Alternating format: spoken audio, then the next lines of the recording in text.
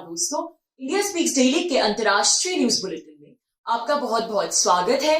मैं हूं आपके साथ रति अग्निहोत्री। इस बुलेटिन में हम आपको लगातार जोड़ते रहेंगे देश और दुनिया की तमाम खबरों के साथ और आपको बताते रहेंगे कि विश्व के बदलते हुए भूराजनीतिक समीकरणों में ये खबरें कितनी महत्वपूर्ण हैं, क्या मायने रखती हैं। हमारा खास फोकस, खास रुझान ऐसी खबरों पर भी रहेगा जो कि विश्व में भारत के बढ़ते वर्चस्व को दर्शाती है। आज के बुलेटिन में हम बात करेंगे यूरोपीय संघ और चीन के बारे में कि किस प्रकार से पल पल घटते बढ़ते चांद की तरह यूरोपीय संघ और चीन की दोस्ती भी कभी घटती तो कभी बढ़ती रहती है। लेकिन फिलहाल तो दोनों की दोस्ती पर कुछ ग्रहण सा लगा नजर आ रहा है और दोनों के बीच एक दूसरे के प्रति शत्रुता के भाव ज्यादा दिखाई दे रहे हैं।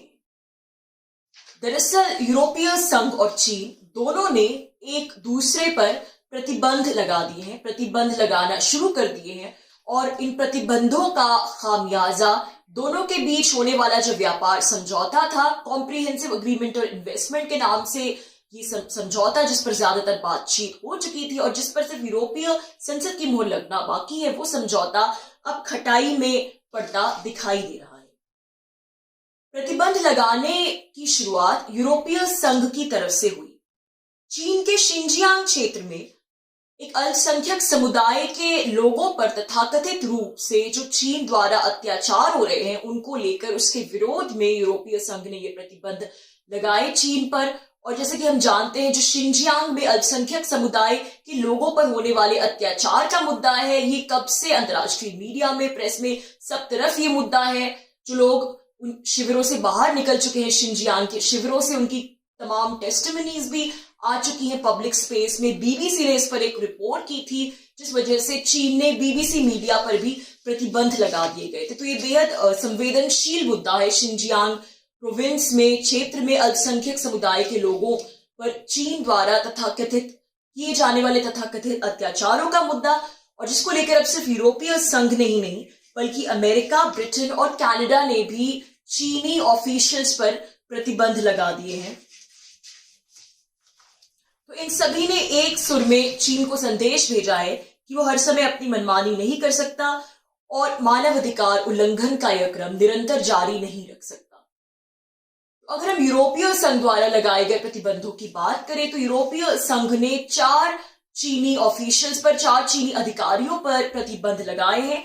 और ये ऐसे अधिकार हैं जो कि शिनजियांग में जो शिविर बने हुए थे, जो शिविर बनवाए गए थे चीनी सरकार द्वारा, जहां पर उस अल्पसंख्यक समुदाय के लोगों को रखा गया था और जिन शिविरों को लेकर आरोप लगाए कि इन शिविरों में उन लोगों पर अत्याचार होता है, उन पर अत्याचार करवाया जाता है। तो ये जो 4 ऑफिशियल्स हैं, चीनी ऑफिशियल्स, जिन पर यूरोपीय संघ ने प्रतिबंध लगाए, सैंक्शंस लगाए, ये सभी किसी न किसी प्रकार से उन शिविरों के प्रबंधन से जुड़े हुए हैं। तो इन प्रतिबंधों के अनुसार अब इन 4 अधिकारियों के यूरोपीय संघ में जितने भी असेट्स हैं उन सबको फ्रीज कर दिया जाएगा और इनके यूरोपीय संघ में ट्रैवल करने पर भी, यात्रा पर भी पाबंदी लग जाएगी, प्रतिबंध लग जाएगा।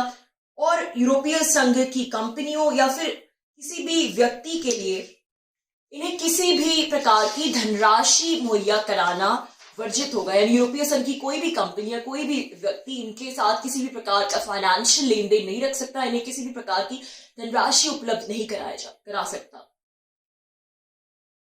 तो हालांकि विशेषज्ञों का कहना है कि यूरोपीय संघ ने ये जो प्रतिबंध लगाए हैं ये बेहद मामूली से प्रतिबंध है और इनका चीन पर कोई खासा प्रभाव नहीं पड़ने वाला, क्योंकि जिन 4 अधिकारियों पर प्रतिबंध लगे हैं इनमें से कोई भी वरिष्ठ अधिकारी नहीं है। चीन की कम्युनिस्ट पार्टी के किसी भी वरिष्ठ अफसर को, वरिष्ठ अधिकारी को, वरिष्ठ नेता को यूरोपीय संघ ने अपने प्रतिबंधों में टारगेट नहीं किया है।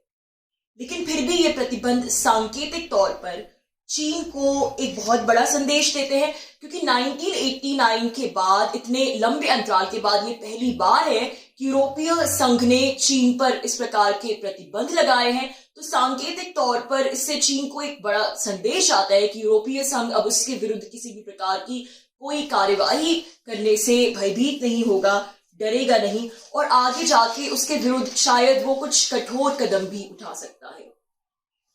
तो जहां तक चीन की बात है वो इस सबसे सख्ते में आ गया है क्योंकि जिन बाकी देशों ने चीन के खिलाफ प्रतिबंध लगाया, चाहे वो ब्रिटेन हो या फिर अमेरिका हो, उनके साथ चीन की वैसे ही अनबन चल रही है। अमेरिका ब्रिटेन के साथ भी चीन के काफी विवाद चल रहे हैं। उधर अमेरिका तो आए दिन वैसे ही चीन पर प्रतिबंध लगाता रहता है। दोनों के बीच व्यापार युद्ध इतने लंबे समय तक चला और अब भी कितने मतभेद बने हुए हैं चीन और अमेरिका के बीच। तो ब्रिटेन और अमेरिका ने जो चीन पर प्रतिबंध लगाया, फिर कनाडा ने भी लगाया, उसको लेकर चीन इतना सत्ते में नहीं आया, लेकिन यूरोपीय संघ के प्रतिबंध लगाने से उसे धक्का सा लगा और वो बिल्कुल हैरान हो गया, क्योंकि यूरोपीय संघ के साथ उसकी जो ट्रेड डील को लेकर बातचीत हो रही थी, वो ट्रेड डील लगभग हस्ताक्षर हो चुके थे उस पर और सिर्फ यूरोपीय संसद की मोहर लगना बाकी थी, जो कि सिर्फ एक औपचारिकता भर मात्र माना जा रहा था। लेकिन अब इन प्रतिबंधों ने, जो यूरोपीय संघ ने चीन पर प्रतिबंध लगाए हैं, उन्होंने ये पूरे समीकरण बदल कर रख दिए हैं।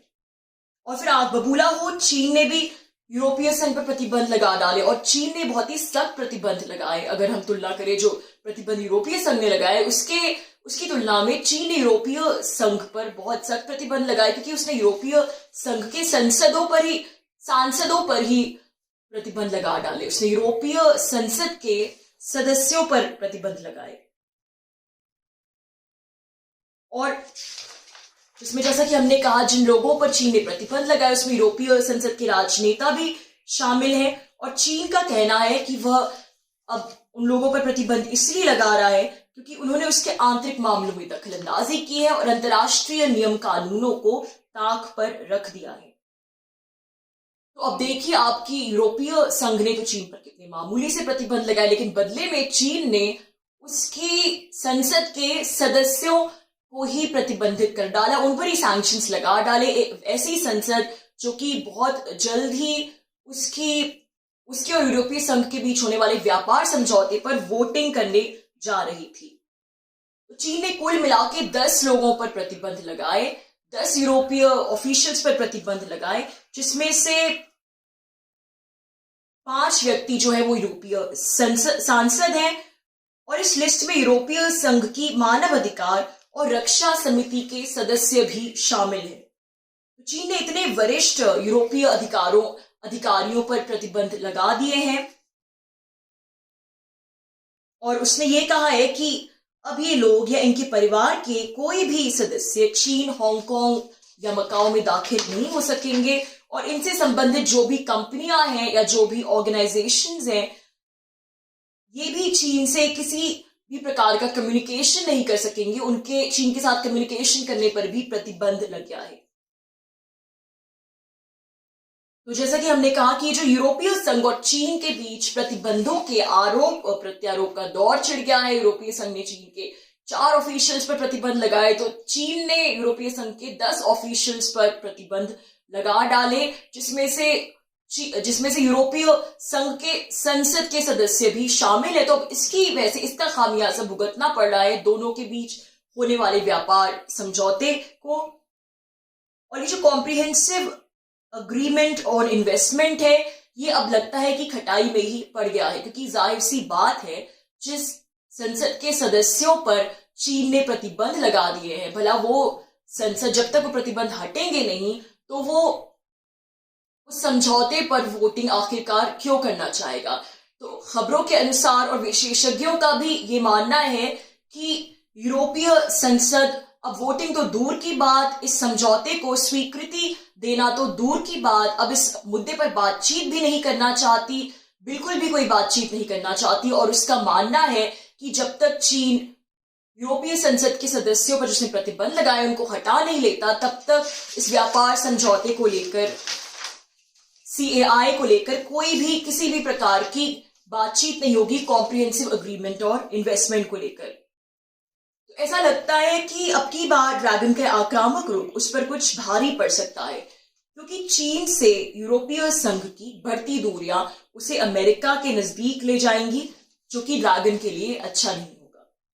यूरोपीय संघ को भी चीन के साथ अपने लगा लिपटी वाले रवैये को बदलना होगा, क्योंकि यूरोपीय संघ का अब तक जो रवैया रहा है चीन की तरफ, वो फ्लिप फ्लॉप का रवैया रहा है, बिल्कुल भी स्पष्ट नहीं हो पाता। एक तरफ तो अब तक यूरोपीय संघ जो चीन द्वारा मानवाधिकार हनन की घटनाएं हैं उस पर टीका टिप्पणी भी करता था, लेकिन फिर कुछ उसके खिलाफ कोई भी कठोर कार्यवाही करने से, कोई भी कठोर एक्शन लेने से बचता था, क्योंकि जाहिर सी बात है कि उसके जो व्यापारिक समझौते हैं यूरोपीय संघ के चीन के साथ, सबसे बड़ा व्यापारिक साझेदार बन के उभरा चीन यूरोपीय संघ का, वो नहीं चाहता था कि इन व्यापारिक सरोकारों को कोई भी क्षति पहुंचे, इसलिए वो चीन के खिलाफ कुछ भी बोलने से भी हिचकता था, कदम उठाना तो दूर की बात।